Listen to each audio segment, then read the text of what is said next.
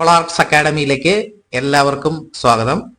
Revenue test paper 1 10 നിയമങ്ങളും ഈ നിയമങ്ങളുമായി ബന്ധപ്പെട്ട് കേരള PSC ആവർത്തിച്ച് ചോദിക്കുന്ന പ്രീവിയസ് ക്വസ്റ്റ്യൻസിന്റെ അനാലിസിസും ഉൾപ്പെട്ട വീഡിയോ സീരീസിലെ 6ാമത്തെ വീഡിയോ ആണിത്. നമ്മൾ ഇന്ന് പഠിക്കാൻ പോകുന്നത് കേരള ലാൻഡ് യൂട്ടിലൈസേഷൻ ഓർഡർ 1967 ആണ്. 1967 ഭൂവിനിയോഗ ഉത്തരവ്. ഓക്കെ, ലാസ്റ്റ് ക്ലാസ്സിൽ നമ്മൾ നാഷണൽ ഹൈവേസ് ആക്ട് 1956ഉം അതുമായി ബന്ധപ്പെട്ട് PSC ആവർത്തിച്ച് ചോദിക്കുന്ന ചോദ്യങ്ങൾ അടങ്ങിയ പ്രീവിയസ് ക്വസ്റ്റ്യൻസിന്റെ അനാലിസിസും ചെയ്തു. അതെല്ലാവർക്കും മനസ്സിലായെന്ന് വിചാരിക്കുന്നു. സോ നമുക്ക് പുതിയ ടോപ്പിക്കിലേക്ക് പോവാം. ഓക്കെ, പിന്നെ ക്ലാസ്സിലേക്ക് കടക്കുന്നതിന് മുമ്പ് ലോസ് ഓൺ ലാൻഡ് എടുത്ത് കയ്യിൽ വെക്കുക, തുറന്നു വെക്കുക, അല്ലെങ്കിൽ ഈ ഓർഡറിന്റെ PDF-ന്റെ പ്രിന്റ് എടുത്ത് കയ്യിൽ വെക്കുക. അത് വളരെ യൂസ്ഫുൾ ആയിരിക്കും.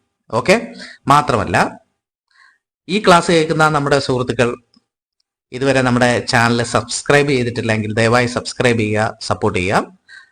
അപ്പോൾ നമുക്ക് സ്റ്റാർട്ട് ചെയ്യാം. ഓക്കെ, വെറും 15 സെക്ഷൻ മാത്രമുള്ള ഒരു കുഞ്ഞു നിയമമാണ് Kerala land utilisation order 1967. Okay, ഒരുപക്ഷെ നന്നായി ഇംപ്ലിമെന്റ് ചെയ്തിരുന്നുവെങ്കിൽ നമ്മുടെ സംസ്ഥാനത്തിന്റെ തലവര തന്നെ മാറ്റുമായിരുന്ന ഒരു പവർഫുൾ ആയിട്ടുള്ള ഒരു നിയമമായിരുന്നു ലാൻഡ് യൂട്ടിലൈസേഷൻ ഓർഡർ. ഓക്കെ, അതിന്റെ ഉദ്ദേശ ലക്ഷ്യങ്ങൾ രണ്ടെണ്ണമാണ്. ഒന്ന്, ഫുഡ് പ്രൊഡക്ഷൻ കൂട്ടുക, അതുപോലെ തന്നെ നമ്മുടെ സംസ്ഥാനത്തെ ഭക്ഷ്യക്ഷാമം പരിഹരിക്കുക എന്നുള്ളതായിരുന്നു ഈ നിയമത്തിന്റെ ഉദ്ദേശ ലക്ഷ്യങ്ങൾ. ഓക്കെ, ഇത് അച്ചീവ് ചെയ്യേണ്ടത് എങ്ങനെയാണെന്ന് ചോദിച്ചാൽ, അതായത് ഫുഡ് ക്രോപ്സ് കൃഷി ചെയ്യാൻ കഴിയുന്ന ഭൂമികളിൽ ഫുഡ് ക്രോപ്സ് തന്നെ കൃഷി ചെയ്യണമെന്ന് ഉടമസ്ഥനെ, അതായത് ഈ വസ്തുവിന്റെ ഉടമസ്ഥനെ, കൃഷിഭൂമിയുടെ ഉടമസ്ഥനെ നിർബന്ധിക്കണം. ഓക്കെ, ഇനി കൃഷി ചെയ്യാതെ തരിശാക്കിയിട്ടിരിക്കുന്ന ഭൂമി കണ്ടെത്തി അത്തരത്തിലുള്ള ഭൂമികളിൽ കൃഷി ചെയ്യാനുള്ള അവകാശം, റൈറ്റ് ടു കൾട്ടിവേറ്റ് എന്നാണ് പറയുന്നത്, അത് ലേലം ചെയ്ത് കൃഷി ചെയ്യാൻ താല്പര്യമുള്ള ആൾക്കാർക്ക് പബ്ലിക് ഓപ്ഷൻ വഴി കൊടുക്കുക. അപ്പോൾ അങ്ങനെ ആ ഭൂമിയിൽ കൃഷി ചെയ്യുന്നു എന്ന് ഉറപ്പുവരുത്തണം. ഓക്കെ, ഇനി കൃഷിഭൂമികൾ ആൾക്കാർ തരിശായി ഇടുന്നത് തടയണം. ഓക്കെ, അതുകൂടാതെ ഫുഡ് ക്രോപ്സ്, ക്യാഷ് ക്രോപ്സും അല്ലെങ്കിൽ ഈ നിയമത്തിൽ പറയുന്ന ഫുഡ് ക്രോപ്സ് കൃഷി ചെയ്യുന്ന ഭൂമികളിൽ അനുമതിയില്ലാതെ മറ്റ് ആവശ്യത്തിന് ഉപയോഗിക്കുന്നതും അതുപോലെ തന്നെ ഈ ഭൂമികൾ പരിവർത്തനം ചെയ്യുന്നതും തടയുക. ഇങ്ങനെ ഈ 4 കാര്യങ്ങൾ ചെയ്തുകൊണ്ട് നമ്മുടെ സംസ്ഥാനത്തെ ഭക്ഷ്യ സുരക്ഷ കൂട്ടുക, അതുപോലെ തന്നെ നമ്മുടെ ഫുഡ് ക്രോപ്സിന്റെ ഭക്ഷ്യക്ഷാമം പരിഹരിക്കുക എന്നൊക്കെ ഉള്ളതായിരുന്നു നമ്മുടെ ഈ നിയമത്തിന്റെ ലക്ഷ്യം. പക്ഷേ വളരെ മനോഹരമായി ഇംപ്ലിമെന്റ് ചെയ്തത് കൊണ്ട് തന്നെ 2024 ആയപ്പോഴേക്കും, ഇപ്പൊ ഈ വർഷം ആയപ്പോഴേക്കും, നമ്മൾ ഇന്ത്യയിലെ തന്നെ ഏറ്റവും മികച്ച ഒരു കൺസ്യൂമർ സ്റ്റേറ്റായി മാറി എന്നുള്ളതാണ് ഇതിന് ഒരു പ്രത്യേക കാര്യം. ഈ ഓർഡർ നമ്മൾ പരിശോധിക്കുമ്പോൾ നമുക്കറിയാം, this is A classical example of Noble legislative intention but at the same time lack of political will and administrative skill to implement it. Okay, ഇത് കറക്റ്റായിട്ട് ഇംപ്ലിമെന്റ് ചെയ്തിരുന്നുവെങ്കിൽ ഒരുപക്ഷെ നമ്മൾ ഹെൽത്തിൽ മാത്രമല്ല കാർഷിക വൃത്തിയിലും ലോകത്തെ മികച്ച ഒരു ഉദാഹരണമായി കേരളം മാറുമായിരുന്നു എന്നുള്ളതിൽ യാതൊരു സംശയവുമില്ല. ഓക്കെ, അപ്പോൾ നമുക്ക് ഈ നിയമത്തിന്റെ കൂടുതൽ കാര്യങ്ങളിലേക്ക് കടക്കാം, നമുക്ക് കൂടുതൽ പഠിക്കാം. ഓക്കെ, അപ്പൊ നമുക്ക് നമ്മളൊരു നിയമം പഠിച്ചു തുടങ്ങുമ്പോൾ തന്നെ നമ്മൾ ആദ്യം അതിന്റെ ആദ്യത്തെ പേജാണ് നോക്കുന്നത്. First page, the very first page. Okay, അപ്പോൾ ആ പേജ് എടുക്കുക.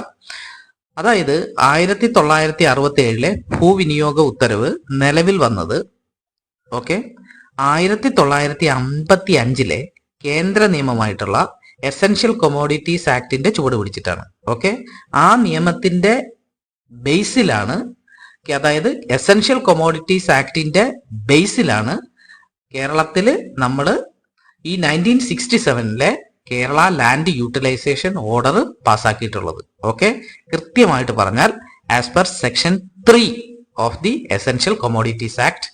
ഓക്കെ, 1956. ഓക്കെ, അപ്പോൾ ഇങ്ങനൊരു ചോദ്യം വന്നാൽ ഏത് നിയമത്തിന്റെ അടിസ്ഥാനത്തിലാണ്, നമ്മുടെ എസൻഷ്യൽ കൊമോഡിറ്റീസ് ആക്ടിന്റെ അടിസ്ഥാനത്തിലാണ് നമുക്ക് ഭൂവിനിയോഗ ഉത്തരവ് നിലവിൽ വന്നതെന്ന് നമ്മൾ എഴുതണം. ഓക്കെ, ഇങ്ങനെ ഒരു ചോദ്യം വരികയാണെങ്കിൽ. ഓക്കെ, ഇനി മാത്രമല്ല, ഈ കേന്ദ്ര നിയമത്തിന്റെ ചുവട് പിടിച്ചത് എന്ന് മാത്രമല്ല, കേന്ദ്ര സർക്കാരിന്റെ മുൻകൂർ അനുമതിയും കൂടി വാങ്ങിയ ശേഷമാണ് 1966 ഭൂവിനിയോഗ ഉത്തരവ് പാസ്സാക്കിയിട്ടുള്ളത്. ഓക്കെ, ഇനി ഈ നിയമം നമുക്ക് എന്നാണ് നിലവിൽ വന്നത് എന്ന് നോക്കാം. ഓക്കെ, ഏത് തീയതി പ്രാബല്യത്തിലാണ് ഈ നിയമം നിലവിൽ വന്നതെന്ന് നമുക്ക് നോക്കാം. കണ്ടോ, അവിടെ സെക്ഷൻ 1 നമ്മൾ നോക്കുക. അവിടെ പ്രത്യേകിച്ച് തീയതി ഒന്നും കൊടുത്തിട്ടില്ല.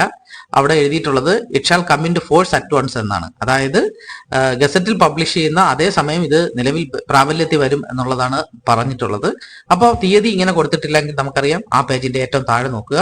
അതിൽ ഗസറ്റ് വിജ്ഞാപനം ചെയ്ത തീയതിയും അതുപോലെ തന്നെ ഏത് തീയതി പ്രാബല്യത്തിലാണ് വന്നത് എന്നെല്ലാം ഉണ്ട്. ഈ നിയമം കണ്ടോ, അവിടെ 4/7/1967 തീയതി പ്രാബല്യത്തിലാണ് ഈ നിയമം നിലവിൽ വന്നതെന്ന് ഉണ്ട്. അപ്പൊ നമുക്ക് ഇങ്ങനെ ഒരു ചോദ്യം ചോദിച്ചാൽ നമുക്ക് നേരെ ഫസ്റ്റ് പേജിൽ പോവുക, താഴെ വന്ന് പിക്ക് ചെയ്യാൻ പറ്റും. ഓക്കെ, അപ്പൊ ഞാനിപ്പോ പറഞ്ഞ എല്ലാ വിവരങ്ങളും എസെൻഷ്യൽ കൊമോഡിറ്റീസ് ആക്ട് ആവട്ടെ, അല്ലെങ്കിൽ അതിന്റെ സെക്ഷൻ 3 ആവട്ടെ, എല്ലാ കാര്യങ്ങളും ഈ ഫസ്റ്റ് പേജിൽ തന്നെ ഉണ്ട്, എന്റെ ഏറ്റവും മണ്ടയ്ക്കുണ്ട്. ഓക്കെ, അപ്പൊ നിങ്ങൾ ഈ കാര്യങ്ങളൊന്നും ഓർത്തു വെക്കേണ്ട കാര്യമില്ല. ഇൻ കേസ് ഇങ്ങനെയുള്ള ചോദ്യങ്ങൾ വരികയാണെങ്കിൽ നമുക്ക് ഫസ്റ്റ് പേജിൽ നിന്ന് തന്നെ പിക്ക് ചെയ്യാൻ പറ്റും. ഓക്കെ, ഇനി നമുക്ക് PSC കാലാകാലങ്ങളായി ആവർത്തിച്ച് ചോദിച്ചുകൊണ്ടിരിക്കുന്ന കുറച്ച് ഡെഫിനിഷൻസ് നോക്കാം. ഓക്കെ, ഒരുപാട് ഡെഫിനിഷൻസ് ഒന്നും നമ്മൾ പഠിക്കേണ്ട കാര്യമില്ല, ജസ്റ്റ് 3 ഡെഫിനിഷൻസ് മാത്രം നോക്കിയാൽ മതി. ഓക്കെ, നമ്മുടെ ഈ ആക്ടിൽ സാധാരണ നമ്മൾ നോക്കുന്നത് പോലെ തന്നെയാണ് സെക്ഷൻ 2 ഡെഫിനിഷൻസ് പറഞ്ഞിരിക്കുന്നത്. നമുക്ക് ഫ്രീക്വന്റ് ആയിട്ട് PSC ചോദിക്കുന്ന ഇമ്പോർട്ടന്റ് ആയിട്ടുള്ള ഡെഫിനിഷൻസ് നോക്കാം. Collector. Okay, first definition collector. ഈ നിയമത്തിൽ കളക്ടർ എന്ന് പറയുന്ന പോസ്റ്റ് നിർവചിച്ചിരിക്കുന്നത് collector of the district concern and includes A revenue divisional officer. അതായത് ഈ നിയമത്തിൽ കളക്ടർ എന്ന് എവിടെയൊക്കെ പറയുന്നു അവിടെയൊക്കെ കളക്ടർക്കും അതുപ്രകാരം നടപടി സ്വീകരിക്കാം. അതുപോലെ തന്നെ അദ്ദേഹത്തിന്റെ അധികാര പരിധിയിൽ RDOയ്ക്കും നടപടികൾ സ്വീകരിക്കാം. ഓക്കെ, ഇപ്പൊ കളക്ടർ എന്ന് പറഞ്ഞാൽ ഡിസ്ട്രിക്ട് കളക്ടറും വരും, റവന്യൂ ഡിവിഷണൽ ഓഫീസറും വരും. ഓക്കെ, ഇനി നമുക്ക് അടുത്ത ഡെഫിനിഷനിലേക്ക് പോവാം. Food crops. ഓക്കെ, ഈ നിയമത്തിന്റെ പരിധിയിൽ ഈ നിയമം വെച്ച് നോക്കുമ്പോൾ ഏതൊക്കെ ആണ് ഫുഡ് ക്രോപ്സിന്റെ പരിധിയിൽ വരുന്നത് എന്നാണ് നമുക്ക് നോക്കാം. നിർവചനത്തിൽ എന്തൊക്കെ ഉൾപ്പെടുത്തിയിട്ടുണ്ടെന്ന് നോക്കാം. Okay, it includes paddy, fish, sugar cane, vegetables, tapioca, yam എന്ന് പറഞ്ഞ ചേന, tea, coffee, cardamom, pepper, groundnut എന്ന് പറഞ്ഞ നിലക്കടല, cocoa and banana plantain. Banana plantain എന്ന് പറഞ്ഞാൽ ഈ നമ്മുടെ നേന്ത്രവാഴ. ഓക്കെ, ഇത്രയും കാര്യങ്ങളാണ് ഫുഡ് ക്രോപ്സ് എന്നുള്ള നിർവചനത്തിൽ ഉൾപ്പെടുത്തിയിട്ടുള്ളത്. ഓക്കെ, ഈ സാധനം ഇത് നമ്മൾ നോക്കി വെക്കുക, കാണാതെ പഠിക്കേണ്ട കാര്യമില്ല. പക്ഷെ ഇത് ഈ പുസ്തകത്തിൽ എവിടെയാണ് കിടക്കുന്നതെന്ന് നമ്മൾ ജസ്റ്റ് മനസ്സിലാക്കി വെച്ചിരിക്കുക. കാരണം ഈ PSC മിക്കവാറും എല്ലാ ചോദ്യത്തിലും ചോദിക്കുന്ന ഒരു ചോദ്യമാണ് താഴെ പറയുന്നതിൽ ഫുഡ് ക്രോപ്സിൽ ഉൾപ്പെടാത്തത് ഏത് എന്ന് പറയും. ഓക്കെ, ഇങ്ങനെ ഒരു ചോദ്യം വരുമ്പോൾ മിക്കവാറും എല്ലാ തവണയും ഓപ്ഷനിൽ കൊടുത്തിരിക്കുന്ന ഓരോ ഓപ്ഷൻ എന്ന് പറയുന്നത് വീറ്റ് ആണ്. അപ്പൊ അത് നിങ്ങൾ ശ്രദ്ധയോടെ ഇരിക്കുക. അപ്പോ which is not included in the food crops as per KLU order എന്ന് ചോദിച്ചിട്ട് വീറ്റ് നിങ്ങൾ ജസ്റ്റ് നോക്കുക, അതിനകത്ത് വീറ്റ് ഉണ്ടെങ്കിൽ വീറ്റ് സെലക്ട് ചെയ്തുകൊള്ളുക. ഓക്കെ, വീറ്റ് എന്ന് പറയുന്നത് ഒരു ഫുഡ് ക്രോപ്സ് അല്ല നമ്മുടെ ഈ ആക്ട് പ്രകാരം. ഓക്കെ, നമുക്ക് അടുത്ത ഡെഫിനിഷൻ നോക്കാം. Holder of the land. Okay, ഭൂമിയുടെ കൈവശക്കാരൻ ആരാണ് എന്നുള്ളതാണ്. This means owner of the land. അതായത് ആ വസ്തുവിന്റെ ഉടമസ്ഥനെ നമുക്ക് കരുതാം. അതുപോലെ തന്നെ ആ വസ്തുവിലെ കുടികിടപ്പുകാരനെ കരുതാം. അല്ലെങ്കിൽ മറ്റേതെങ്കിലും കാരണങ്ങൾ കൊണ്ട് ആ വസ്തു കൈവശം വെച്ചിരിക്കുന്ന ആളിനെയും നമുക്ക് ഈ നിയമപ്രകാരം ഹോൾഡർ ഓഫ് ദ ലാൻഡ് എന്നുള്ള നിർവചനത്തിൽ വരും. ഓക്കെ, ഈ ഫുഡ് ക്രോപ്സിനെ പറ്റി ഞാൻ പറഞ്ഞപ്പോൾ ഈ നമ്മുടെ കേരള ലാൻഡ് യൂട്ടിലൈസേഷൻ ഓർഡർ 1967 ബാധകമായിട്ട് വരുന്നത് ഈ ഫുഡ് ക്രോപ്സ് കൃഷി ചെയ്യുന്ന ആൾക്കാർക്കാണ്. ഓക്കെ, മറ്റുള്ളവർക്ക് ഇത് ബാധകമല്ല. ഈ ഫുഡ് ക്രോപ്സ് എന്ന നിർവചനത്തിൽ പെടുന്ന സാധനങ്ങൾ കൃഷി ചെയ്യുന്ന ഭൂമിയിലെ ഉടമസ്ഥനാണ് ഈ KLU ഓർഡർ, അതായത് കേരള ലാൻഡ് യൂട്ടിലൈസേഷൻ ഓർഡർ ബാധകമായിട്ടുള്ളത്. ഓക്കെ, ഇനി നമുക്ക് ഓരോ സെക്ഷൻ വൈസ് പഠിക്കാം. ഓക്കെ, പെട്ടെന്ന് തന്നെ നമുക്ക് തീർക്കാവുന്നതാണ്. ഇത് വളരെ ഈസി ആയിട്ടുള്ള ഒരു നിയമമാണ്. അതിൽ നമുക്ക് സെക്ഷൻ 3 ഉണ്ട്. സെക്ഷൻ 3. ഓക്കെ, നമ്മൾ സെക്ഷൻ 2 വരെ കംപ്ലീറ്റ് ചെയ്തു. സെക്ഷൻ 3 എന്ന് പറഞ്ഞാൽ ഗവൺമെന്റിന്റെ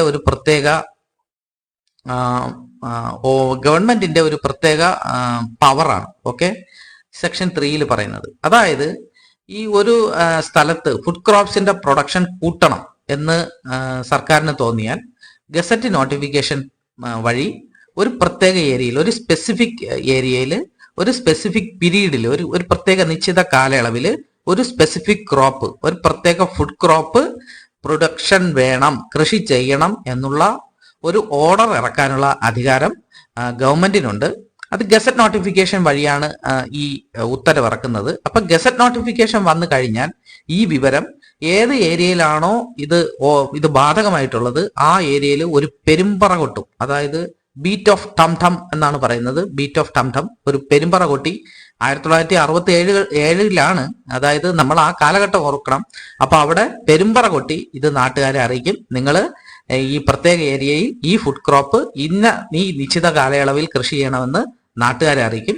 അതുപോലെ തന്നെ ഇത് കളക്ടറേറ്റിലെയും വില്ലേജ് ഓഫീസിലെയും താലൂക്ക് ഓഫീസിലെയും പഞ്ചായത്ത് ഓഫീസിലെയും നോട്ടീസ് ബോർഡിലും പരസ്യപ്പെടുത്തും. ഓക്കെ, അപ്പോൾ ഇങ്ങനെ ഒരു പ്രത്യേക ഏരിയയിൽ ഒരു പ്രത്യേക ഫുഡ് ക്രോപ്സ് പ്രൊഡക്ഷൻ വേണം, അത് കൃഷി ചെയ്യണം എന്ന് ഓർഡർ ഇടാനുള്ള അധികാരം അതൊരു ഗവൺമെന്റിന്റെ പവറാണ്. അത് സെക്ഷൻ 3 പറഞ്ഞിട്ടുള്ളത്. സെക്ഷൻ 3. Okay, section 3. അപ്പോൾ ഗവൺമെന്റിനുള്ള ഈ വിശേഷ അധികാരം നിങ്ങൾ ശ്രദ്ധിക്കണം. ഇത് ഇങ്ങനെ ഒരു ഓർഡർ, അപ്പൊ ഈ ഭാഗത്ത് നിന്ന് വരാനുള്ള സാധ്യത, ഇങ്ങനെ ഒരു ഓർഡർ ഗസറ്റ് നോട്ടിഫിക്കേഷൻ വന്നു കഴിഞ്ഞാൽ ഇത് എങ്ങനെയാണ് കക്ഷികളെ അറിയിക്കുന്നത്, അതായത് നാട്ടുകാരെ അറിയിക്കുന്നത് എന്നൊരു ചോദ്യം വരാം. എന്നിട്ട് അവർ ബീറ്റ് ഓഫ് ടം ടം, അതുപോലെ തന്നെ publish in the notice board of village office, taluk office, collectorate, panchayat office, അതിലേതെങ്കിലും ഒന്നിടാം, പിന്നെ ലോക്കൽ ന്യൂസ് പേപ്പറിൽ ഇടാം എന്നൊക്കെ പറഞ്ഞു വരും. 1967 ന്യൂസ് പേപ്പർ ഒന്നും അത്ര കോമൺ അല്ല, ആൾക്കാർക്കൊന്നും വായിക്കാൻ പറ്റില്ല. അതുകൊണ്ടായിരിക്കാം നമ്മുടെ ലിറ്ററസി റേറ്റ് വന്ന് വളരെ കുറവായിരുന്നു. അതുകൊണ്ടായിരിക്കും ഇങ്ങനെ ഒരു പത്രത്തിൽ കൊടുക്കുക, ലോക്കൽ പത്രത്തിൽ കൊടുക്കുക, വെർണാക്കുലർ ലാംഗ്വേജിൽ മസ്റ്റ് ആയിരിക്കുക എന്നുള്ള പ്രൊവിഷൻസ് ഒന്നും ഇല്ലാത്തത്. അപ്പൊ എന്തായാലും ഈ പെരുമ്പറ കൊട്ടും, ഗസറ്റ് നോട്ടിഫിക്കേഷൻ വരും, പിന്നെ വില്ലേജിലെയും താലൂക്കിലെയും കളക്ടറേറ്റിലെയും പഞ്ചായത്ത് ഓഫീസിലെയും, RD ഓഫീസിനകത്ത് വന്നിട്ടില്ല, പഞ്ചായത്ത് ഓഫീസിലെയും നോട്ടീസ് ബോർഡിലിടും. ഓക്കെ, അപ്പൊ ഇതൊന്ന് ശ്രദ്ധിച്ചു വെക്കുക, എവിടെയൊക്കെയാണ് ഈ നോട്ടീസ് പബ്ലിഷ് ചെയ്യുക എന്നുള്ളത്. ഓക്കെ, അപ്പൊ ഗവൺമെന്റിന്റെ പ്രത്യേക പവർ വരുന്നത് സെക്ഷൻ 3 ഓക്കെ, ഇനി നമുക്ക് അടുത്ത 2 സെക്ഷൻസ്, അതായത് സെക്ഷൻ 4ഉം സെക്ഷൻ 5ഉം അത് നമ്മൾ ഒരുമിച്ച് നോക്കണം. അത് കഴിഞ്ഞിട്ട് വരുന്ന 2 സെക്ഷൻ, സെക്ഷൻ 6ഉം സെക്ഷൻ 7ഉം. ഓക്കെ, ഇതാണ് ഇതിന്റെ എന്താ പറയുക, നമ്മുടെ KLU ഓർഡറിന്റെ ഹാർട്ട് ആൻഡ് സോൾ എന്ന് പറയുന്നത് സെക്ഷൻ 4ഉം 5ഉം ആണ്. അത് ഒരു പാക്കേജ്. അത് കഴിഞ്ഞ് സെക്ഷൻ 6ഉം 7ഉം. ഓക്കെ, അത് മറ്റൊരു പാക്കേജ്. ഓക്കെ, ഇത് രണ്ടും കഴിഞ്ഞാൽ ഈ ആക്ട് കഴിഞ്ഞു എന്നുള്ളതാണ്. ഓക്കെ, ഇത് power of the district collector ആണ് സെക്ഷൻ 4ഉം 5ഉം. അപ്പൊ ഡിസ്ട്രിക്ട് കളക്ടർ എന്ന് പറഞ്ഞാൽ ഇവിടെ RDOയും വരും, അദ്ദേഹത്തിന്റെ ഡിവിഷനിൽ RDOയ്ക്കും ഈ പവറുകളൊക്കെ ഉപയോഗിക്കാം. ഓക്കെ, സെക്ഷൻ 4 പ്രകാരം ഒരു സ്ഥലത്ത് കൃഷിഭൂമി വെറുതെ ഇട്ടിരിക്കുന്നു, അല്ലെങ്കിൽ തരിശു ഭൂമി കിടക്കുന്നു, അല്ലെങ്കിൽ നിലവിലെ സീസണിൽ തരിശായ ഭൂമി കിടക്കാൻ സാധ്യതയുണ്ട് എന്ന് കളക്ടർ അറിയുന്നു. കളക്ടർ എങ്ങനെ അറിയുമെന്ന് ചോദിച്ചാൽ അവിടുത്തെ വില്ലേജ് ഓഫീസർക്ക് ഈ കാര്യങ്ങളൊക്കെ അറിയാം. അദ്ദേഹം തഹസിൽദാരെ അറിയിക്കും, തഹസിൽദാർ RDOയെ അറിയിക്കും. ഓക്കെ, അപ്പൊ RDOയ്ക്ക് കളക്ടറുടെ അധികാരം വിനിയോഗിക്കാൻ പറ്റും. അപ്പൊ ഇങ്ങനെ ആയിരിക്കും മിക്കവാറും അറിയുന്നത്. അപ്പോ ഇങ്ങനെ കണ്ടാൽ ആ ഭൂമിയുടെ കൈവശക്കാരന് കളക്ടർ അല്ലെങ്കിൽ RDO ഒരു നോട്ടീസ് അയക്കും. ഫോം A നോട്ടീസ് അയക്കുന്നത്. ഓക്കെ, ഏതിലാണ്? Form A. നിങ്ങൾ ശ്രദ്ധിച്ച് മനസ്സിലാക്കുക, ഫോം A ഒരു നോട്ടീസ് കൈവശക്കാരൻ അയക്കും. അതായത് നിങ്ങളുടെ ഭൂമി നിങ്ങൾ കൃഷി ചെയ്യുന്നില്ല എന്ന് ഞാൻ അറിയുന്നു, അല്ലെങ്കിൽ നിങ്ങൾ ഇത് തരിശായിട്ട് ഇട്ടിരിക്കുന്ന കാര്യം എന്റെ ശ്രദ്ധയിൽപ്പെട്ടിട്ടുണ്ട്, മര്യാദയ്ക്ക് അവിടെ ഫുഡ് ക്രോപ്സ് ചെയ്തുകൊണ്ട് വന്നിരുന്ന ഫുഡ് ക്രോപ്സ് നിങ്ങൾ കൃഷി ചെയ്യുക. നിങ്ങൾക്ക് അഥവാ വയ്യാത്ത പക്ഷം, അതായത് നിങ്ങൾക്ക് കൃഷി ചെയ്യാൻ വയ്യെങ്കിൽ നിങ്ങൾ ആർക്കെങ്കിലും കൊടുത്ത് അയാളെ കൊണ്ട് കൃഷി ചെയ്യിക്കുക, അതായത് പാട്ടത്തിനോ മറ്റോ കൊടുത്ത് നിങ്ങൾ കൃഷി ചെയ്യിക്കുക എന്നുള്ള നോട്ടീസാണ് നമ്മൾ ആർക്ക് കൊടുക്കുന്നത്? ഫോം A നോട്ടീസ് കക്ഷിക്ക് കൊടുക്കും. ഓക്കെ, അപ്പോ ഇങ്ങനെയുള്ള ഒരു നോട്ടീസ് കിട്ടി. 10 ദിവസമാണ് നോട്ടീസ് പീരീഡ്. 10 ദിവസത്തിനുള്ളിൽ ഈ ഭൂമിയുടെ കൈവശക്കാരൻ കളക്ടർക്ക് രേഖാമൂലം റെസ്പോണ്ട് ചെയ്തിരിക്കണം. ഓക്കെ, 10 ദിവസം. ഇനി അയാൾ പറയുകയാണ് എനിക്ക് 10 ദിവസം പോരാ, എനിക്ക് കുറച്ചുകൂടെ സമയം വേണമെങ്കിൽ റെസ്പോണ്ട് ചെയ്യാനുള്ള സമയം, അതായത് ഈ നോട്ടീസിന് മറുപടി കൊടുക്കാനുള്ള സമയം കുറച്ചുകൂടെ നീട്ടിക്കൊടുക്കാൻ കളക്ടർക്ക് അധികാരമുണ്ട്. അപ്പോൾ ഇങ്ങനെ കൊടുത്ത 10 ദിവസത്തിനോ അല്ലെങ്കിൽ വീണ്ടും ഒരു 10 ദിവസം കൂടെ അനുവദിച്ചു എന്ന് വെക്കുക. ഈ സമയത്തിന് ശേഷം ഈ കൈവശക്കാരൻ പറയാണ്, ഓക്കെ, അത് എനിക്ക് ഇപ്പോ ഈ ഭൂമി ഞാൻ കൃഷി ചെയ്തോളാം, ഞാൻ അതിനുവേണ്ടി ഞാനത് കൃഷി ചെയ്യാൻ വേണ്ടി ഇട്ടിരിക്കുകയായിരുന്നു, ഞാൻ അതിനുള്ള നടപടി സ്വീകരിച്ചു വരുന്നുണ്ട്, ഉടനെ തന്നെ ഞാൻ കൃഷി ഇറക്കുമായിരിക്കും എന്ന് കളക്ടറെ അറിയിക്കുന്നു. അല്ലെങ്കിൽ പോയിന്റ് നമ്പർ 2, ഈ ഭൂമി പണ്ട് മുതൽ ഞാൻ കൃഷി ചെയ്ത് വരികയായിരുന്നു, പക്ഷേ ഈ ഭൂമിയിൽ ഇപ്പം ഇത് പ്രൊഡക്റ്റീവ് അല്ല, ഇതിൽ കൃഷി ചെയ്യാൻ പറ്റില്ല, ഇത് മാത്രമല്ല കൃഷി ചെയ്യാനേ പറ്റില്ല, കാരണം അത് കൃഷിക്ക് ഉപയുക്തമായ ഭൂമി അല്ല ഇത് എന്ന് ഇയാള് സ്ഥാപിക്കുകയാണ്. അങ്ങനെ സ്ഥാപിച്ചാൽ ഈ നോട്ടീസ് എ ഫോറത്തിൽ നമ്മൾ നോട്ടീസ് കൊടുത്തില്ലേ, ആ നോട്ടീസ് ക്യാൻസൽ ചെയ്യും. ഓക്കെ, അത് ഫോറം ബി നോട്ടീസ് കൊടുത്തിട്ടാണ്, ഫോറം ബി വഴിയുള്ള നോട്ടീസിലാണ് നമ്മൾ നേരത്തെ കൊടുത്ത ഫോം എ നോട്ടീസ് ക്യാൻസൽ ചെയ്യുന്നത്. ഓക്കെ, മനസ്സിലായോ? അതായത് ഒരു ഭൂമി തരിശായിട്ടിട്ടിരിക്കുന്നു, അപ്പൊ ആ ഭൂമി കൃഷി ചെയ്യാൻ നമ്മൾ കൈവശക്കാരന് ഫോം എയിൽ നോട്ടീസ് കൊടുക്കുന്നു. അയാൾ പറയാണ് ഞാൻ കൃഷി ചെയ്തോളാം എന്ന് പറയാണ്. ഓക്കെ, നമ്മുടെ പ്രോബ്ലം സോൾവ് ആയി, അയാൾ കൃഷി ചെയ്യുന്നുണ്ട്. അല്ലെങ്കിൽ രണ്ടാമത് പറയാണ് ഈ ഭൂമി കൃഷി യോഗ്യമല്ല എന്ന വിവരം അയാൾ അറിയിക്കുകയാണ്. നമ്മൾ അത് കൃഷി ഓഫീസറുമായി കൺസൾട്ട് ചെയ്ത് അത് ഉറപ്പിക്കുന്നു. അതിനുശേഷം നേരത്തെ അയാൾക്ക് ഇഷ്യൂ ചെയ്ത നോട്ടീസ് ഫോം ബി പ്രകാരം ക്യാൻസൽ ചെയ്യുന്നു. ഓക്കെ, അപ്പോ അത് അവിടെ ആ പ്രശ്നം അങ്ങ് സോൾവ് ആയി. ഇനി നമ്മൾ നോട്ടീസ് ഫോം എയിൽ കൊടുത്തു, പക്ഷേ ഇയാൾ റെസ്പോണ്ട് ചെയ്യുന്നില്ല. ആരാ? കൈവശക്കാരൻ റെസ്പോണ്ട് ചെയ്യുന്നില്ല. അങ്ങനെയുള്ള ഒരു സാഹചര്യം വരാം. അല്ലെങ്കിൽ ഇദ്ദേഹം വന്നിട്ട് പറയാണ്, സാറേ എനിക്ക് വിത്തും വളവും ഒന്നും വാങ്ങാൻ എൻ്റെ പൈസ ഇല്ല, ഞാൻ കൃഷിയൊന്നും ചെയ്യാൻ പോണില്ല, ഞാൻ അത് തരിശായിട്ട് തന്നെ ഇടും, നിങ്ങൾ എന്താന്ന് വെച്ചാൽ ചെയ്തോളൂ എന്ന് പറയുകയാണ്. അങ്ങനെ ഈ 2 കേസ് വരികയാണെങ്കിൽ ഈ ഇദ്ദേഹത്തിന്റെ ഭൂമിയിലെ കൃഷി ചെയ്യാനുള്ള അവകാശം മാത്രം അത് നമ്മൾ പൊതുലേലത്തിലൂടെ മറ്റൊരാൾക്ക് കൊടുക്കും. ഓക്കെ, ഇതാണ് സെക്ഷൻ 5 പറയുന്നത്. അതായത് സെക്ഷൻ 5 പറയുന്നത് sale of right to cultivate. ഈ ഭൂമിയിൽ കൃഷി ചെയ്യാനുള്ള അവകാശം നമ്മൾ പബ്ലിക് ഓപ്ഷൻ നടത്തി മറ്റൊരാൾക്ക് കൊടുക്കും. ഓക്കെ, അപ്പോൾ ഇത് ഇയാൾക്ക് കൃഷി ചെയ്യാൻ വയ്യാന്ന് ഇയാൾ നേരിട്ട് നോട്ടീസ് കളക്ടർക്ക് വേണമെങ്കിൽ മറുപടിയിലൂടെ കൊടുക്കാം, അല്ലെങ്കിൽ തഹസിൽദാർ ഈ വിവരം കളക്ടർക്ക് റിപ്പോർട്ട് ചെയ്യുമ്പോഴാണ് നമ്മൾ പബ്ലിക് ഓപ്ഷനിലേക്ക് പോകുന്നത്. ഓക്കെ, അപ്പോ ഇങ്ങനെയുള്ള ഈ സാഹചര്യം, ഏത് സാഹചര്യത്തിലാണ് ഒരാളുടെ വസ്തുവിന്റെ റൈറ്റ് ടു കൾട്ടിവേഷൻ അത് നമ്മൾ പബ്ലിക് ഓപ്ഷൻ നടത്തുന്നത് എന്നുള്ളത് വിവരിച്ചുകൊണ്ടുള്ള ഒരു നോട്ടീസ്, ലേല നോട്ടീസ് നമ്മൾ ഫോം സിയിലാണ് പബ്ലിഷ് ചെയ്യുന്നത്. ഓക്കെ, ഫോം സിയിൽ പബ്ലിഷ് ചെയ്യുമ്പോൾ ഡെപ്യൂട്ടി തഹസിൽദാരിൽ കുറയാത്ത ഒരു ഉദ്യോഗസ്ഥനായിരിക്കാം ലേലം നടത്തുന്നത്. അപ്പോ ഈ ലേലത്തിന് ഒരുപാട് പേർക്ക് പങ്കെടുക്കാം, പക്ഷെ വരുന്ന എല്ലാവർക്കും പങ്കെടുക്കാൻ പറ്റില്ല. കാരണം എന്താ? 10% ഏണസ്റ്റ് മണി, അതായത് നിരത ദ്രവ്യം കെട്ടിവെക്കുന്ന ആർക്കും ഈ ലേലത്തിൽ പങ്കെടുക്കാം. ഓക്കെ, അങ്ങനെ ബിഡിങ് നടക്കുന്നു, ലേലം ഒരാൾക്ക് ഉറപ്പിക്കുന്നു. കാരണം ഹയസ്റ്റ് ബിഡറിന് നമ്മൾ ലേലം ഉറപ്പിക്കുന്നു. ഓക്കെ, അപ്പോ ലേലം തീരുന്ന അതേ സ്പോട്ടിൽ തന്നെ അയാള് 25% ഈ ലേലത്തുകയുടെ 25% അപ്പ തന്നെ കെട്ടിവെക്കണം. ഓക്കെ, ഓക്കെ, ഇനി അത് കഴിഞ്ഞിട്ട് 10 ദിവസം അയാൾക്ക് സമയം കൊടുക്കും. ഓക്കെ, ഈ 10 ദിവസത്തിനുള്ളിൽ ഈ ലേലത്തുക പൂർണ്ണമായും ഇയാള് അടച്ചു തീർക്കണം. ഓക്കെ, അതായത് 10% തുക ഏണസ്റ്റ് മണിയായിട്ട് നിരന്തരദ്രവ്യമായിട്ട് അവിടെ അയാൾ കെട്ടിവെക്കണം, എന്നാലേ ലേലത്തിൽ പങ്കെടുക്കാൻ പറ്റൂ. ലേലം കഴിഞ്ഞാൽ ഉടൻ തന്നെ 25% തുക ഇയാള് റെമിറ്റ് ചെയ്യണം. ഓക്കെ, അത് കഴിഞ്ഞ് 10 ദിവസത്തിനുള്ളിൽ ഫുൾ എമൗണ്ടും അടയ്ക്കണം. ഓക്കെ, ഈ ഫുൾ ലേലത്തുക അടച്ചാൽ മാത്രമേ ഈ ലേല വിൽപ്പന കൺഫേം ആവുള്ളൂ. ഓക്കെ, ഇത് ഒരു പോയിന്റ് ആണ്, ഇത് PSC ചോദിക്കുന്ന ക്വസ്റ്റ്യൻ ആണ്. ഫുൾ ലേലത്തുക അടച്ചാൽ മാത്രമേ ലേല വിൽപ്പന കൺഫേം ആവുള്ളൂ. ഓക്കെ, പിന്നെ ഇനി 10 ദിവസം കഴിഞ്ഞു എന്ന് വിചാരിക്കൂ, 25% തുക അയാൾ അടച്ചിട്ട് പോയി, പിന്നെ ആ വഴിക്ക് അങ്ങ് പോയി, ഇയാൾ തിരിച്ചു വന്നില്ല, 10 ദിവസം കഴിഞ്ഞു. അങ്ങനെയാണെങ്കിൽ ഇയാൾ അടച്ച ഈ 25% തുക അത് നമ്മൾ സർക്കാരിലേക്ക് കണ്ടുകെട്ടി ഒരു ഉത്തരവിറക്കും. ഓക്കെ, അതിനുശേഷം വീണ്ടും റീ ഓപ്ഷനിലോട്ട് പോകും, ലേല നടപടി വീണ്ടും പുനരാരംഭിക്കും. ഓക്കെ, ഇനി ഇതുപോലെ തന്നെ സക്സസ്ഫുൾ ബിഡർ അയാൾ 100% തുകയും 10 ദിവസത്തിനുള്ളിൽ അടച്ചു എന്ന് വിചാരിക്കുക. അങ്ങനെയാണെങ്കിൽ ഇങ്ങർക്ക് സെയിൽ സർട്ടിഫിക്കറ്റ് ഫോം ഡിയിൽ കൊടുക്കും. ഓക്കെ, സെയിൽ സർട്ടിഫിക്കറ്റ് ഫോം ഡിയിലാണ് അയാൾക്ക് കൊടുക്കുന്നത്. ഓക്കെ, അപ്പോൾ അങ്ങനത്തെ ലേല നടപടികളൊക്കെ കഴിഞ്ഞു. അയാൾക്ക് എന്ത് ചെയ്യാം? അയാൾക്ക് പോയി 3 വർഷം നമ്മൾ ഈ ലേലം ചെയ്ത് കൊടുക്കുന്നത് എത്ര വർഷത്തേക്കുള്ള കൾട്ടിവേഷൻ റൈറ്റ് ആണെന്ന് ചോദിച്ചാൽ 3 വർഷത്തേക്ക് മാത്രമേ ഉള്ളൂ. 3 വർഷം അയാൾക്ക് അവിടെ കൃഷി ചെയ്യാം, അത് കഴിഞ്ഞ് അയാൾക്ക് അവിടെ നിന്ന് ഇറങ്ങിപ്പോവാം. ഈ ഭൂമിയിൽ അയാൾക്ക് യാതൊരു അവകാശവും ഉണ്ടായിരിക്കുന്നതല്ല. എന്തെങ്കിലും അവകാശം അയാൾ സ്ഥാപിക്കാൻ ശ്രമിച്ചാൽ അയാൾ അപ്പം തന്നെ നമ്മൾ സമ്മർലി എവിക്റ്റഡ്. ഓക്കെ. ഇനി മാത്രമല്ല 3 വർഷം കഴിഞ്ഞ് വീണ്ടും അയാൾ അവിടെ കൃഷി ചെയ്ത് തുടരുവാണെങ്കിൽ കളക്ടർ അയാളെ ആ ഭൂമിയിൽ നിന്ന് പിടിച്ച് പുറത്താക്കും. ഓക്കെ. അതിന് വേണമെങ്കിൽ ഫോഴ്സ് ഉപയോഗിച്ചു അയാളെ നമ്മൾ പുറത്താക്കും. ഓക്കെ. ഇതാണ് അയാൾക്ക് പ്രത്യേകിച്ച് ആ ഭൂമിയിൽ മറ്റ് അധികാരങ്ങളൊന്നും തന്നെ ഇല്ല. അയാൾക്ക് കൾട്ടിവേറ്റ് ചെയ്യാനുള്ള ഒരു റൈറ്റ് മാത്രമാണ് ഈ ലേലത്തിലൂടെ നമ്മൾ കൊടുക്കുന്നത്. ഓക്കെ. ഇനി ഈ പൈസ ഉണ്ടല്ലോ, ഈ ലേലത്തുക സർക്കാരിലേക്ക് വരുവാണല്ലോ. ഈ ലേലത്തുകയിൽ ഈ ഭൂമിയിൽ എന്തെങ്കിലും അരിയേഴ്സ് ഉണ്ടെങ്കിൽ അത് ഈടാക്കും.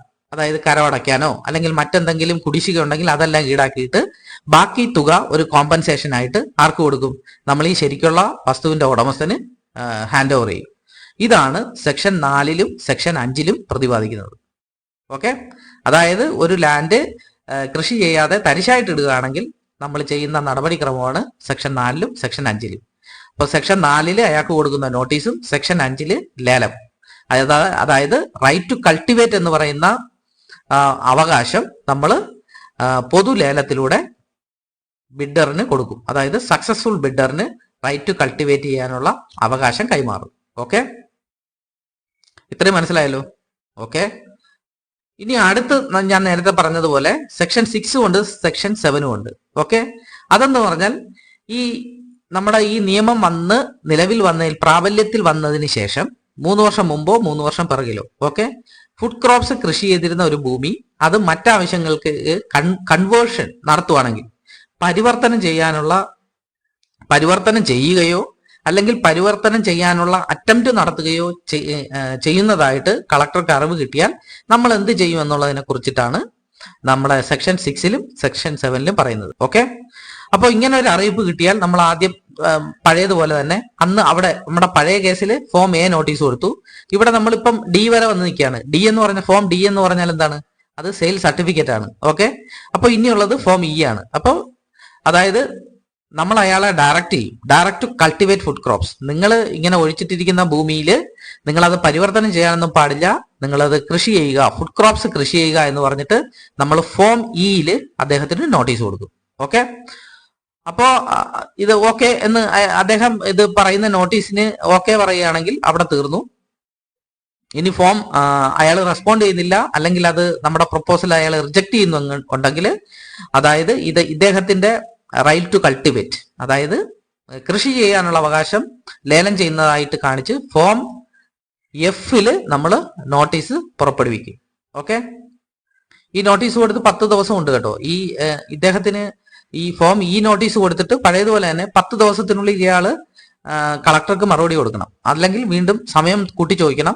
ആ സമയം കളക്ടർ വീണ്ടും അനുവദിക്കുന്ന സമയപരിധി കഴിഞ്ഞതിന് ശേഷമാണ് ഫോം എഫില് നമ്മൾ public auction for the sale of right to cultivate അത് നമ്മൾ പുറപ്പെടുവിക്കുന്നത്. ഓക്കെ. പിന്നെ ഓപ്ഷൻ നടത്തുന്നത് സെയിം പ്രൊസീജിയർ ആണ്. ഓക്കെ. ഡെപ്യൂട്ടി തഹസിൽദാരിൽ കുറയാത്ത ഒരാളായിരിക്കും ഓപ്ഷൻ നടത്തുന്നത്. ഓപ്ഷൻ നടത്തുമ്പോൾ 10% നിരതദ്രവ്യം ഏണസ്റ്റ് മണി ഒടുക്കിയിട്ടുള്ള എല്ലാവർക്കും ഓപ്ഷനിൽ പങ്കെടുക്കാം. ഓപ്ഷൻ കഴിഞ്ഞ് ഹയസ്റ്റ് ബിഡറിനായിരിക്കും ഓപ്ഷൻ പോകുന്നത്. ഓപ്ഷൻ തീരുന്ന അപ്പോൾ തന്നെ അയാൾ 25% പൈസ സർക്കാരിൽ അടയ്ക്കണം. അത് കഴിഞ്ഞ് 10 ദിവസത്തെ സമയമുണ്ട്. ആ 10 ദിവസത്തെ സമയത്തിനുള്ളിൽ ബാലൻസ് തുക അയാൾ അടയ്ക്കണം. ബാലൻസ് തുകയും കൂടെ അടച്ച് 100% പൈസ അടയ്ക്കുകയാണെങ്കിൽ അയാൾക്ക് ഫോം ഡിയിൽ സെയിൽ സർട്ടിഫിക്കറ്റ് കൊടുക്കും. അയാൾക്ക് അന്ന് മുതൽ 3 വർഷം അയാൾക്ക് കൾട്ടിവേറ്റ് ചെയ്യാം, അതിൽ കൃഷി നടത്താം. ഇനി അഥവാ അയാൾ 10 ദിവസത്തിനുള്ളിൽ പൈസ അടച്ചില്ലെങ്കിൽ അയാൾ നേരത്തെ അടച്ച 25% പൈസയും കൂടെ സർക്കാരിലേക്ക് കണ്ടുകെട്ടിയതിന് ശേഷം വീണ്ടും നമ്മൾ റീ ഓപ്ഷൻ നടത്തും. ഓക്കെ. ഇനി പരിവർത്തനം ചെയ്യുക എന്ന് പറയുമ്പോൾ ഈ ഏലഭൂമി അതായത് ഏലം കൃഷി ചെയ്യുന്ന ഭൂമി കാർഡമം ഹിൽസ്, കാർഡമം ഭൂമി നമുക്ക് ഒരു തവണ നമ്മൾ മാറ്റിക്കഴിഞ്ഞാൽ പിന്നെ അതിന്റെ സ്വഭാവം മാറും, കാർഡമം കൃഷി ചെയ്യാൻ പറ്റില്ല. ഓക്കെ. മാത്രമല്ല ഈ കാർഡമം കൃഷി ചെയ്യുന്നത് ഇടുക്കിയിലെ ഒരു പ്രത്യേക കാർഡമം ഹിൽ റിസർവ് ഏരിയ എന്ന് പറയുന്ന ആ ഭാഗത്ത് മാത്രമേ ഏലം കൃഷി ചെയ്യാൻ പറ്റുള്ളൂ. മറ്റു ഭാഗങ്ങളിൽ ഏലം കൃഷി ചെയ്യാം, പക്ഷെ അങ്ങനെയാണെങ്കിലും ഇതിൽ കാ പിടിക്കത്തില്ല. മാത്രമല്ല കൂടുതൽ പ്രൊഡക്ഷൻ കിട്ടില്ല. ഓക്കെ. അപ്പൊ ഈ കേരളത്തിൽ കാർഡമം കൃഷി ചെയ്യാൻ അനുയോജ്യമായ സ്ഥലം നമ്മൾ ഡിമാർക്കേറ്റ് ചെയ്തിട്ടുണ്ട്. അതാണ് കാർഡമം ഹിൽ റിസർവ് ഏരിയ. അപ്പൊ അങ്ങനെയുള്ള കാർഡമം കൃഷി ചെയ്യുന്ന ഏരിയയിലെ ഇത് ടെമ്പററി ആയിട്ട് പോലും പരിവർത്തനം ചെയ്ത് ഫുഡ് ക്രോപ്സ് തന്നെ വേറെ ഫുഡ് ക്രോപ്സ് ഒന്നും കൃഷി ചെയ്യാൻ പറ്റില്ല. പക്ഷെ എന്നാൽ പാഡി ഫീൽഡ്സ് ഉണ്ട്. ആ paddy fields can be used for seasonal fish farming. Okay, അതായത് ഇപ്പൊ കൊയ്ത്ത് കഴിഞ്ഞു, വെള്ളം നിറച്ച് ആ ഒരു അടുത്ത വിതയ്ക്കുന്ന സമയം വരെയുള്ള ആ സമയത്ത് നമുക്ക് എന്ത് ചെയ്യാം, നമുക്ക് ഫിഷ് ഫാമിംഗ് നടത്താം. അതെല്ലാം ഇതിനകത്ത് അലൗഡ് ആണ്. ഓക്കെ, നിങ്ങൾക്ക് ഇത്രയും മനസ്സിലായോ? അതായത് എങ്ങനെയാണ് ഓപ്ഷൻ നടത്തുന്നത്, ഓപ്ഷൻ കൺഫേം ചെയ്യുന്നത്, സെയിൽ സർട്ടിഫിക്കറ്റ് കൊടുക്കുന്നത്, പിന്നെ അതുപോലെ തന്നെ form A, form B, form C, form D, അടുത്ത് ഫോം ഇ, ഫോം എഫ്, ഇത്രയും ഫോംസ് ആണ് ഉള്ളത്. ഓക്കെ, ഇനി നമുക്ക് ഇതോടെ തന്നെ ഇതിന്റെ ഈ KLU ഓർഡറിന്റെ ക്രക്സ്, അതിന്റെ ഹാർട്ട് ആൻഡ് സോൾ കഴിഞ്ഞു. ഇനി വളരെ ഈസി ആയിട്ടുള്ള ചില സെക്ഷൻസ് മാത്രമേ ഉള്ളൂ. അതായത് നമ്മളിപ്പോ സെക്ഷൻ 7 വരെ ഫിനിഷ് ചെയ്തു. ഇനിയുള്ളത് സെക്ഷൻ 8 ആണ്. അതായത് ഈ സക്സസ്ഫുൾ ബിഡർ അയാൾ കൾട്ടിവേറ്റ് ചെയ്യാൻ ഫെയിൽ ആവുകയാണ്. അതായത് നേരത്തെ ശരിക്കുള്ള ഓണർ അയാള് ഭൂമി തരിശായിട്ടിട്ടിരിക്കുന്നത് കൊണ്ടാണ് നമ്മൾ ഈ കൃഷി ചെയ്യാനുള്ള അവകാശം ലേലം ചെയ്തു കൊടുത്തത്. ഈ ലേലം കൊണ്ടയാളും ലേലം കിട്ടിയ ആളും വീണ്ടും തരിശായിട്ടിട്ടിരിക്കുകയാണെങ്കിൽ അയാളുടെ എഗ്രിമെന്റ് ടെർമിനേറ്റ് ചെയ്യും, അയാളുടെ സെയിൽ സർട്ടിഫിക്കറ്റ് ക്യാൻസൽ ചെയ്യും. അതുപോലെ തന്നെ അങ്ങേരെ ഇതിൽ നിന്ന് പുറത്താക്കിയിട്ട് നമ്മൾ പുതിയ റീ ഓപ്ഷൻ നടത്തും. റീ ഓപ്ഷൻ നടത്തി അടുത്ത ആളിന് കൊടുക്കും. ഓക്കെ, ഇതാണ് സെക്ഷൻ 8 പറയുന്നത്. ഇനി അഥവാ നമ്മൾ ഓപ്ഷൻ നടത്തുന്നുണ്ട്, റീ ഓപ്ഷൻ നടത്തുന്നുണ്ട്, പക്ഷെ അപ്പോഴേക്കും ബിഡേഴ്സ് ആരുമില്ല, ലേലം വിളിക്കാൻ ആരുമില്ല. ഓക്കെ, അല്ലെങ്കിൽ തന്നെ ഈ ചുളു വിലയ്ക്ക് കിട്ടിയാൽ കൊള്ളാം എന്ന് പറഞ്ഞിട്ട് ബിഡേഴ്സ് എല്ലാം മാറി നിൽക്കുകയാണ്. അപ്പം ഇവർ വിളിക്കുന്ന എമൗണ്ട് വളരെ കുറവാണ്. ഇത് ഇങ്ങനെ കളക്ടർക്ക് തോന്നിയാൽ നമ്മൾ എന്ത് ചെയ്യും, നമ്മൾ സ്വന്തമായിട്ട് പിന്നെ ഈ ഭൂമിയിൽ കൃഷി ഇറക്കും, സർക്കാർ തന്നെ കൃഷി ഇറക്കും. ഓക്കെ, അതിനു വേണ്ട അറേഞ്ച്മെന്റ്സ് എല്ലാം കളക്ടർ അല്ലെങ്കിൽ RDO നടത്തും. ഓക്കെ, ഇതിൽ നിന്ന് നമുക്കൊരു ലാഭം കിട്ടുമല്ലോ. അപ്പം ക്രോപ്സ് പിന്നെ ഇതാവുമ്പോൾ നമ്മൾ ഹാർവെസ്റ്റ് ചെയ്യും അല്ലെങ്കിൽ വിൽക്കും. അതിൽ നിന്ന് കിട്ടുന്ന എമൗണ്ട് എത്രയാണോ നമുക്ക് കൃഷി നടത്താൻ വേണ്ടി ചെലവായത് അത് ഒഴിവാക്കിയതിന് ശേഷം ബാക്കി എമൗണ്ട് നമ്മൾ ആർക്ക് കൊടുക്കും, ബാക്കി എമൗണ്ട് ഇതിന്റെ ശരിക്കുള്ള ഉടമസ്ഥന്, വസ്തുവിന്റെ ഉടമസ്ഥന് കൊടുക്കും. ഓക്കെ, ഇത് പറയുന്നത് സെക്ഷൻ 9 ആണ്. The collector have the right to make arrangements for the cultivation. Okay, അതായത് ഈ ബിഡേഴ്സ് ഇല്ലാതിരിക്കുക അല്ലെങ്കിൽ ബിഡിങ് എമൗണ്ട് വളരെ കുറവായിരിക്കുക എന്ന് കളക്ടർക്ക് ഫീൽ ചെയ്താലാണ് സെക്ഷൻ 9 പ്രകാരം നമ്മൾ ഇത്തരത്തിൽ സ്വന്തമായിട്ട് കൃഷി ഇറക്കുന്നത്. ഓക്കെ, ഇനി സെക്ഷൻ 10 പ്രകാരം എന്ന് പറഞ്ഞാൽ ഞാൻ നേരത്തെ പറഞ്ഞതുപോലെ, അതായത് ഈ ലേലം പിടിക്കുന്ന ആളുണ്ടല്ലോ, സക്സസ്ഫുൾ ബിഡർ, അയാൾക്ക് ഈ ഭൂമിയിൽ യാതൊരു അവകാശം ഉണ്ടായിരിക്കുന്നതില്ല. ലേലത്തിന്റെ ആ കാലയളവ് കഴിഞ്ഞാൽ അയാൾ ഭൂമി ഒഴിയണം, അല്ലെങ്കിൽ ബലമായിട്ട് ഇയാളെ നമ്മൾ ഭൂമിയിൽ നിന്ന് ഒഴിപ്പിച്ചിട്ട് ഈ ഭൂമി ഇതിന്റെ ശരിക്കുള്ള ഓണറിന് കൊടുക്കും. ഓക്കെ, അതാണ് സെക്ഷൻ 10 പറയുന്നത്. ഇനി സെക്ഷൻ 11, അതായത് RDOയും അല്ലെങ്കിൽ കളക്ടറും അവരിറക്കുന്ന ഉത്തരവിനെതിരെ പരാതിയുള്ളവർക്ക് അപ്പീൽ കൊടുക്കാം. അപ്പീൽ കൊടുക്കാനുള്ള പ്രൊവിഷൻ ഉണ്ട്. അപ്പോൾ അപ്പീൽ കൊടുക്കേണ്ടത് ആർക്കാണെന്ന്, ഇപ്പോൾ കളക്ടർ ഇറക്കുന്ന ഉത്തരവായാലും RDO ഇറക്കുന്ന ഉത്തരവാണെങ്കിലും ഇതിന്റെ അപ്പീൽ കൊടുക്കേണ്ടത് ബോർഡ് ഓഫ് റവന്യൂവിലാണ്. അന്ന് ബോർഡ് ഓഫ് റവന്യൂ ആയിരുന്നു, ഇപ്പം ബോർഡ് ഓഫ് റവന്യൂ ഇല്ല, ഇപ്പം പകരം കമ്മീഷൻ ഓഫ് ലാൻഡ് റവന്യൂ ആണ്. അപ്പോൾ CLRന് അപ്പീൽ കൊടുക്കാം. അപ്പീൽ പീരീഡ് എന്ന് പറഞ്ഞാൽ 30 days ആണ്. 30 days from the date of receipt of the order. Order കൈപ്പറ്റി 30 ദിവസത്തിനകം അപ്പീൽ കൊടുക്കണം. ഓക്കെ, അതുപോലെ തന്നെ അടുത്തൊരു പ്രൊവിഷനാണ് ഇത്, അപ്പീൽ പ്രൊവിഷൻ വരുന്നത് സെക്ഷൻ 11 സെക്ഷൻ 11. ഓക്കെ, ഇതെല്ലാം ചെറിയ ചെറിയ സെക്ഷൻ ആണ്. നിങ്ങൾക്ക് ആ പുസ്തകം തുറന്ന് നോക്കുമ്പോൾ തന്നെ ഇതെല്ലാം അതിനകത്തുണ്ട്. പിന്നെ ഇങ്ങനെയുള്ള പ്രൊവിഷൻസ് ഉണ്ട് എന്ന് നിങ്ങളെ അറിയിക്കാനും, ഈ പ്രൊവിഷൻസ് എല്ലാം ഈ സെക്ഷൻ ഏതാ എന്നൊക്കെ ചോദിച്ച് PSC പ്രീവിയസ് ക്വസ്റ്റ്യൻ പേപ്പറിലുണ്ട്. അതുകൊണ്ടാണ് നിങ്ങൾ ഇതൊന്ന് മനസ്സിലാക്കാൻ വേണ്ടിയാണ് പറയുന്നത്. ഓക്കെ, ഇനി ഈ ഓർഡർ, അതായത് KLU ഓർഡറുമായി ബന്ധപ്പെട്ട് കളക്ടറുടെ RDOയുടെ ഉത്തരവ് നടപ്പിൽ വരുത്തുന്നതുമായി ബന്ധപ്പെട്ട് കളക്ടർക്ക് വേണമെങ്കിൽ ഫോഴ്സ് ഉപയോഗിക്കാവുന്നതാണ്. ഓക്കെ, ഒരാളെ പുറത്താക്കാനോ അല്ലെങ്കിൽ ഒരാൾ ഇപ്പൊ എന്റെ ഭൂമിയാണ് ഞാൻ കൾട്ടിവേറ്റ് ചെയ്യാൻ തരൂല എന്ന് പറയുകയാണെങ്കിൽ അയാളെ അടിച്ചു വെളിയിലാക്കിയിട്ട് നമ്മൾ ഇത് ഈ ബിഡറിന് ഇത് റൈറ്റ് ടു കൾട്ടിവേറ്റ് കൊടുക്കും. അയാൾക്ക് ഫ്രീ ആയിട്ട് അവിടെ കൾട്ടിവേഷൻ നടത്താൻ പറ്റും. ഓക്കെ, ഇനി സെക്ഷൻ 13 ഉണ്ട്. സെക്ഷൻ 13 പ്രകാരമാണെങ്കിൽ ഇത് ഈ ഇങ്ങനെയുള്ള എന്തെങ്കിലും അരിയേഴ്സ് ഉണ്ടെങ്കിൽ, അതായത് ഈ ഓർഡറുമായിട്ട് ബന്ധപ്പെട്ട് ഭൂമിയിലുള്ള അരിയേഴ്സും മറ്റു കാര്യങ്ങളും എന്തെങ്കിലും വരുവാണെങ്കിൽ അത് നമുക്ക് RR ആക്ട് പ്രകാരമുള്ള നടപടി ഇനിഷ്യേറ്റ് ചെയ്ത് റിക്കവർ ചെയ്യാൻ പറ്റും. ഓക്കെ, അതാണ് സെക്ഷൻ 13 പറഞ്ഞിരിക്കുന്നത്. അതുപോലെ തന്നെ സർക്കാരിന് റിവിഷണൽ പവർ ഉണ്ട്. അതായത് ഈ RDOയും കളക്ടറും ഇറക്കുന്ന ഏത് ഓർഡറും ഏത് ഉത്തരവും ഏത് ഫയലും വിളിച്ചു വരുത്തി, സ്വമേധയാ വിളിച്ചു വരുത്തി അതിൽ ഓർഡർ മാറ്റാനോ ആ ഓർഡർ റിവൈസ് ചെയ്യാനോ ഉള്ള അധികാരം ഗവൺമെന്റിൽ നിക്ഷിപ്തമാണ്. അത് പ്രതിപാദിക്കുന്നത് സെക്ഷൻ 14ലാണ്. Okay, section 14. ഇനി അതുപോലെ തന്നെ KLU ഓർഡർ 1958 നമ്മളിപ്പോൾ പഠിച്ചുകൊണ്ടിരിക്കുന്നത് KLU order, Kerala land utilisation order 1967 ആണ് നമ്മളിപ്പോൾ നോക്കിക്കൊണ്ടിരിക്കുന്നത്. ഇതിന് മുമ്പൊരു ഓർഡർ ഉണ്ടായിരുന്നു, 1958 ഓർഡർ ഉണ്ടായിരുന്നു.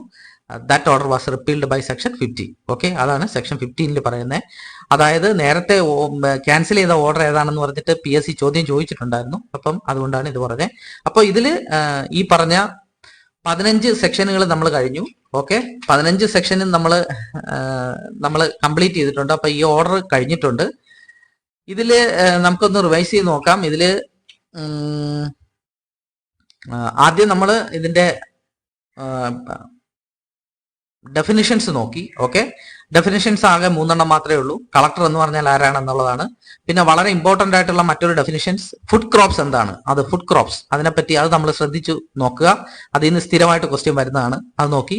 അത് കഴിഞ്ഞ് ആരാണ് ഈ ഹോൾഡർ ഓഫ് ദി ലാൻഡ് ആരാണെന്ന് നോക്കി. അത് കഴിഞ്ഞ് നമ്മൾ നേരെ സെക്ഷൻ 3 ഗവൺമെന്റിന്റെ സ്പെഷ്യൽ ആയിട്ടുള്ള ഒരു പവർ പറഞ്ഞു. പ്രത്യേക ഏരിയയിൽ, പ്രത്യേക ടൈമിൽ, പ്രത്യേക ഡ്യൂറേഷനിൽ പ്രത്യേക ക്രോപ്പ് കൃഷി ചെയ്യാനുള്ള ഗസറ്റ് നോട്ടിഫിക്കേഷൻ പുറപ്പെടുവിച്ച് ആൾക്കാരെ കൊണ്ട് കൃഷി ചെയ്യിപ്പിക്കാനുള്ള ഒരു അധികാരം സെക്ഷൻ 3 പ്രകാരം ഗവൺമെന്റിൽ നിക്ഷിപ്തമാണ് എന്ന് പറഞ്ഞു. ഓക്കെ, അങ്ങനെ ഒരു ഗസറ്റ് നോട്ടിഫിക്കേഷൻ വന്നു കഴിഞ്ഞിട്ട് ആ ഏരിയയിൽ പെരുമ്പറ കൊട്ടിയായി അവരെ അറിയിക്കും. അതുപോലെ തന്നെ പെരുമ്പറ കൊട്ടുക മാത്രമല്ല, taluk office, village office, collectorate, panchayat ഓഫീസിൽ എല്ലാ സ്ഥലത്തും നമ്മൾ നോട്ടീസ് പബ്ലിഷ് ചെയ്യും. ഓക്കെ, അത് കഴിഞ്ഞ് ഞാൻ നമ്മൾ പഠിച്ചത് സെക്ഷൻ 4ഉം സെക്ഷൻ 5ഉം ആണ്. അത് ടുഗദർ ആയിട്ട് എടുത്തു. അതെന്ന് പറഞ്ഞാൽ ഒരു ലാൻഡ് കുറെ കാലം തരിശായിട്ടിടുന്നു, അല്ലെങ്കിൽ ഒരു സീസണിൽ കൃഷി ഇറക്കുന്നില്ല എന്ന് കളക്ടർ അറിഞ്ഞാൽ അത് അയാളെ കൃഷി ചെയ്യാൻ വേണ്ടി നമ്മൾ ആദ്യം അവർക്കൊരു നോട്ടീസ് കൊടുക്കും, ഫോം എ നോട്ടീസ്. അത് കഴിഞ്ഞാൽ ഫോം എ നോട്ടീസ് കൊടുക്കുമ്പോൾ അയാൾ പോസിറ്റീവായി റെസ്പോണ്ട് ചെയ്താൽ നമ്മൾ കൊടുത്ത form A notice form B പ്രകാരം റദ്ദാക്കും. ഓക്കെ, ഇനി അഥവാ അയാൾ പോസിറ്റീവായിട്ടല്ല റെസ്പോണ്ട് ചെയ്യുന്നതെങ്കിൽ നമ്മൾ അയാളുടെ വസ്തുവിലെ റൈറ്റ് ടു കൾട്ടിവേറ്റ്, അതായത് കൃഷി ചെയ്യാനുള്ള അവകാശം നമ്മൾ പബ്ലിക് ഓപ്ഷനിലൂടെ ലേലം ചെയ്യും. അതിനുവേണ്ടി പുറപ്പെടുവിക്കുന്ന നോട്ടീസാണ് form C notice. Form C notice വഴി സക്സസ്ഫുൾ ആയിട്ട് ബിഡ് ചെയ്യുന്ന ആളിന് നമ്മൾ ഫോം ഡി പ്രകാരം സെയിൽസ് സർട്ടിഫിക്കറ്റ് കൊടുക്കും. അയാൾക്ക് 3 വർഷത്തേക്ക് ആ ഭൂമിയിൽ കൃഷി ചെയ്യാവുന്നതാണ്. ഓക്കെ, ഇതുപോലെ തന്നെ സെയിം പ്രൊവിഷൻ ആണ് ഈ ലേലത്തിൽ ലേലം നടത്തുന്നത് മിക്കവാറും കണ്ടക്ട് ചെയ്യുന്നത് ഡെപ്യൂട്ടി തഹസിൽദാരിൽ കുറയാത്ത ഒരു ആളായിരിക്കും, ഒരു ഓഫീസർ ആയിരിക്കും. ലേലത്തിൽ ആർക്ക് വേണോ പങ്കെടുക്കാം. പക്ഷേ പങ്കെടുക്കുന്ന ആളുകൾ 10% ഏണസ്റ്റ് മണി, അതായത് നിരത ദ്രവ്യം റെമിറ്റ് ചെയ്തിരിക്കണം. അത് കഴിഞ്ഞ് ലേലത്തിൽ പങ്കെടുക്കാം. ഹയസ്റ്റ് ബിഡറിനാണ് ലേലം ഉറപ്പിക്കുന്നത് ഫുൾ പേയ്മെന്റ് നടത്തിയതിനു ശേഷം മാത്രമായിരിക്കും. ലേലം കഴിയുന്ന ഉടനെ തന്നെ 25% തുക അയാൾ റെമിറ്റ് ചെയ്യണം. അത് കഴിഞ്ഞ് 10 ദിവസം അയാൾക്ക് സമയമുണ്ട്. ഈ 10 ദിവസത്തെ സമയത്തിനുള്ളിൽ അയാൾ ഫുൾ എമൗണ്ട് അടയ്ക്കണം. ഫുൾ എമൗണ്ട് അടച്ചില്ലെങ്കിൽ അയാളുടെ 25% നേരത്തെ അടച്ച പൈസയും കൂടെ നമ്മൾ സർക്കാരിലേക്ക് കണ്ടുകെട്ടിയതിനു ശേഷം അടുത്ത ലേലം നടത്തും. ഓക്കെ, ഇനി അപ്പോൾ സെക്ഷൻ 4ഉം 5ഉം കഴിഞ്ഞു. അടുത്ത് 6ഉം 7ഉം ആണ്. അത് നമ്മൾ ടുഗദർ ആയിട്ടാണ് നോക്കുന്നത്. 6 പ്രകാരം ഈ അപ്പോയിന്റഡ് ഡേ, അതായത് നമ്മുടെ ഈ നിയമം നിലവിൽ പ്രാബല്യത്തിൽ വന്ന തീയതി മുതൽ 3 വർഷം പിറകിലോട്ടും 3 വർഷം മുന്നിലോട്ടും ഒരു പർട്ടിക്കുലർ ഭൂമിയിൽ ഒരു ഫുഡ് ക്രോപ്പ്, ഈ നിർവചനത്തിൽ വരുന്ന ഒരു ഫുഡ് ക്രോപ്പ് കൃഷി ചെയ്തിട്ടുണ്ടായിരുന്നു. പക്ഷേ ആ ഫുഡ് ക്രോപ്പ് പിന്നീട് കൃഷി ചെയ്യുന്നില്ല. അയാൾ ആ ഭൂമി പരിവർത്തനം ചെയ്യാൻ അറ്റംപ്റ്റ് ചെയ്യുകയോ ചെയ്യുന്നുണ്ട് എന്ന വിവരം അറിഞ്ഞാൽ സ്വീകരിക്കേണ്ട നടപടിക്രമമാണ് 6ലും 7ലും പ്രതിപാദിച്ചിട്ടുള്ളത്. 6 പ്രകാരം ഈ പാഡി ഫീൽഡിലൊക്കെ സീസണൽ ആയിട്ട് ഫിഷ് കൃഷി ചെയ്യാൻ പറ്റും, അല്ലാതെ മാറ്റം വരുത്താൻ പാടില്ല. ഏലഭൂമി ഒരു കാരണവശാലും പരിവർത്തനം നടത്താൻ പാടില്ല. അപ്പോ അങ്ങനെയാണെങ്കിൽ അദ്ദേഹത്തിന് ഈ നോട്ടീസ് കൊടുക്കും. ഫോറം ഈ പ്രകാരം നോട്ടീസ് കൊടുക്കും. ഫോറം ഈ പ്രകാരം നോട്ടീസ് പോസിറ്റീവായിട്ട് റെസ്പോണ്ട് ചെയ്തില്ലെങ്കിൽ ഫോം എഫില് റൈറ്റ് ടു കൾട്ടിവേറ്റ് എന്ന് പറയുന്നത് നമ്മൾ അത് റൈറ്റ് ടു കൾട്ടിവേറ്റ് ലേലം ചെയ്യുന്നതിന് വേണ്ടിയുള്ള ഫോം എഫ് നോട്ടീസ് പുറപ്പെടുവിക്കും. എന്നിട്ട് നമ്മളത് ലേലം ചെയ്യും. ലേലം ചെയ്യുമ്പോൾ ഉള്ള കണ്ടീഷൻസ് എല്ലാം പഴയ അതുപോലെ തന്നെയാണ്. ബാക്കിയുള്ളതെല്ലാം നമ്മുടെ സെയിം തന്നെയാണ്. ഓക്കെ, പിന്നെ അപ്പീൽ കൊടുക്കാനുള്ള പ്രൊവിഷൻ ഉണ്ട്. അപ്പീൽ പീരീഡ് 30 days ആണ്. CLR-നാണ്, ലാൻഡ് റവന്യൂ കമ്മീഷണർക്കാണ് അപ്പീൽ കൊടുക്കേണ്ടത്. ഓക്കെ, ഇത്രയേ ഉള്ളൂ കേരള ലാൻഡ് യൂട്ടിലൈസേഷൻ ഓർഡർ. ഇത് നിങ്ങൾക്ക് നന്നായി മനസ്സിലായി എന്ന് ഞാൻ വിചാരിക്കുന്നു. ഓക്കെ, നമ്മുടെ ചാനൽ ഇതുവരെ സബ്സ്ക്രൈബ് ചെയ്തിട്ടില്ലാത്ത നമ്മുടെ സുഹൃത്തുക്കൾ ദയവായി നമ്മുടെ ചാനൽ സബ്സ്ക്രൈബ് ചെയ്യേണ്ടതാണ്. ഓക്കെ, നമ്മളെ ചാനൽ സബ്സ്ക്രൈബ് ചെയ്യുന്നതിലൂടെ നമ്മളെ സപ്പോർട്ട് ചെയ്യാനും നിങ്ങൾക്ക് കഴിയും. ഈ ലാൻഡ് യൂട്ടിലൈസേഷൻ ഓർഡറുമായി ബന്ധപ്പെട്ട പ്രീവിയസ് ക്വസ്റ്റ്യൻ പേപ്പറിന്റെ അനാലിസിസ് അടുത്തുടനെ വരുന്നുണ്ട്. അപ്പോൾ നിങ്ങൾ ഈ ക്ലാസ് 1-2 തവണ കേൾക്കുക. വളരെ സിമ്പിൾ ആയിട്ടുള്ള ഒരു ഓർഡറാണിത്. അപ്പോൾ താങ്ക്സ് ഫോർ വാച്ചിങ് കൊളാർക്സ് അക്കാഡമി.